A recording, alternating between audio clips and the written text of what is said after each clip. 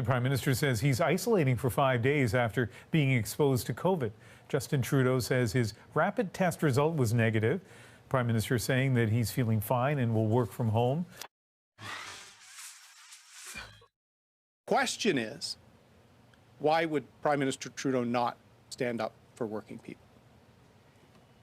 The convoy itself is becoming a symbol of the fatigue and the division we're seeing in this country.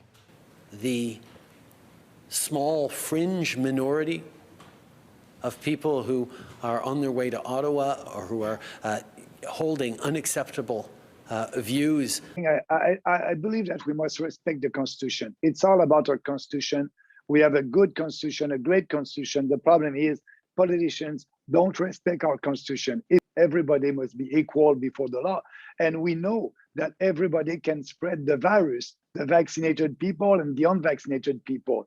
We know that if you took the vaccine, you'll have mild symptoms if you have COVID-19, and your chances of spreading the virus is a little bit minimum, but everybody can spread the virus. Look at what is happening right now in Israel, and there's a lot of people there that took the vaccine and they can spread the virus. So why I won't be able to go to a restaurant? Because I decided personally enough to take the vaccine. I'm 58 years old, and if I'm looking at the data and the statistic coming from our country, from Statistic Canada, I have 0.5% chances of dying if I have COVID.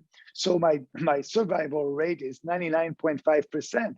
So I decided not to take the vaccine. But my dad is 87 years old, diabetic, and I encouraged him to take the vaccine and the 2 shots, and he did it. So we just want people to be free. And now I'm not able to go to a restaurant or to a baseball game because I didn't take the vaccine, and everybody can spread it. And I know that if I'm at a restaurant and the table just near me, there's people who took the vaccine, they're protected. And they're not more in danger because I'm there. So we must be fair for everybody and stop that COVID hysteria. We need to learn to live with that virus. It will be there. We cannot have zero COVID-19 in one country. It won't happen. We need to learn to live with it. If not, we will live with more inequity and injustice. And I don't want that. So that's why, you know. Okay, so let me play devil's advocate for a minute. Yeah. I'll take. Our Prime Minister stated a couple of weeks ago, I believe, that he pretty much had no sympathy for anyone who was unvaccinated who ended up in the hospital, for example. And you might say, well, the vaccines are widely available, and people can get them whenever they want. And so why in the world shouldn't they do it? The science supports their utility. These aren't my claims, by the way. Yeah. The science supports their utility. And if they're too damn stupid to get the vaccine, then they're limiting their own freedoms and everyone else's security is paramount. Okay, so what's wrong with that argument in your view? But it is wrong at that basis, because first of all, yes, we are free to decide, but what that argument is saying is if you want to be free, you need to have the vaccine passport. And that would create 2 kinds of citizens, like I said in the beginning, and that will create a show me your papers society, that vaccinated people will have to show their papers to participate in the society, and maybe unvaccinated people will have to show maybe a negative COVID test to participate in the society. We don't want that because COVID is there. There's no difference between me that I didn't take the vaccine and another person. If you decided to take the vaccine, it's to protect yourself, not the society. Now we have an immunity that is there out there. And yes, there are some variants, but the most important is we must learn to live with that virus. We must care the people.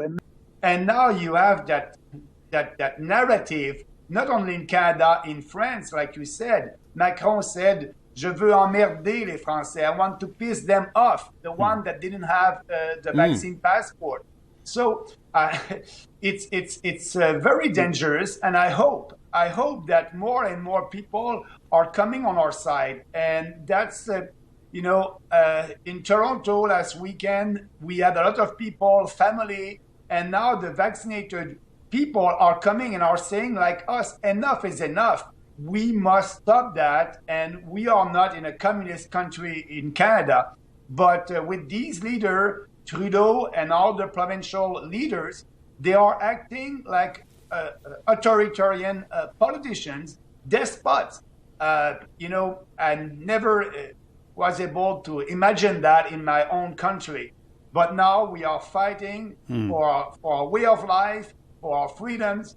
And I can tell you, I'm doing my best to win that war. And I believe that we will be able to do that.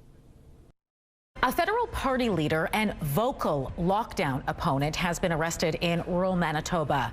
RCMP took Maxime Bernier into custody for holding rallies and breaking public health orders. In Winkler tonight with the latest is CTV's Michael Delamonte. So, Michael, what happened? Yes, so former MP and People's Party of Canada leader Maxime Bernier was arrested by RCMP at St. Pierre-Jolis RCMP this afternoon. Here in Winkler, as mentioned, this was supposed to be one of several stops, part of his Mad Max Manitoba tour, where he was speaking against pandemic-related restrictions. We are seeing some people arrive for the event now.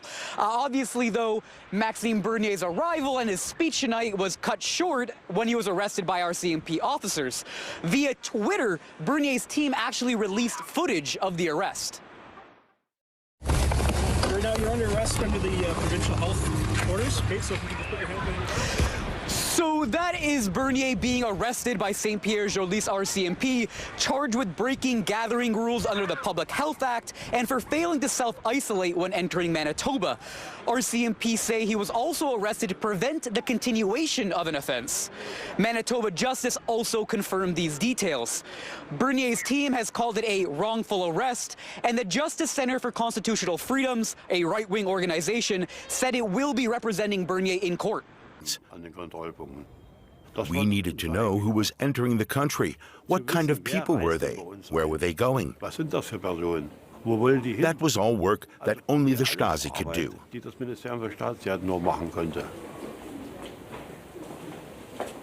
Travelers often mistook these encounters for a harmless chat.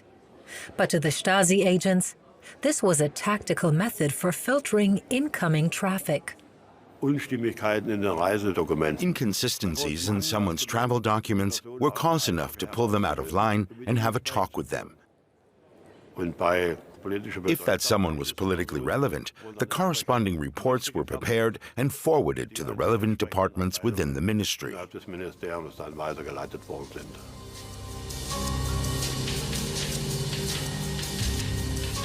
This is how millions of people found their way into the Stasi's filing system. They were scanned for any possible clue and might even be tricked into accidentally providing evidence against someone close to them. But it is wrong at that basis, because first of all, yes, we are free to decide, but what that argument is saying is, if you want to be free, you need to have the vaccine passport. And that would create two kinds of citizens, like I said in the beginning, and that will create a show me your papers society, that vaccinated people will have to show their papers to participate in the society, and maybe unvaccinated people will have to show maybe a negative COVID test to participate in the society. We don't want that. And I'm speaking about our freedom. I'm speaking about the fact that we have draconian measures that these government, not only the federal one, but the provincial ones are imposing on us. And that freedom of speech, freedom of expression, freedom of choice is very important in this.